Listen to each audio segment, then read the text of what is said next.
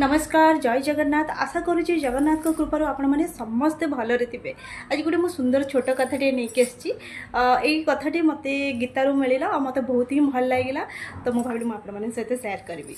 सांग मैंने आम कौन भावु जदि आमको भगवान दर्शन दे दियंते गोटे थर पर आम जीवन केते सार्थक हो जाता आमको किसी भी दरकार नहीं ना कौन आम से भावुन कि सांग मैंने यहाँ भावतु महाभारत रे दुर्योधन को भगवान केते थर देखा देइछन्ति बट दुर्योधन केबे बदलिछि बदलिनी। तो आम जीवन केबे भगवान को दर्शन मिलगले केबे सार्थक हबनी।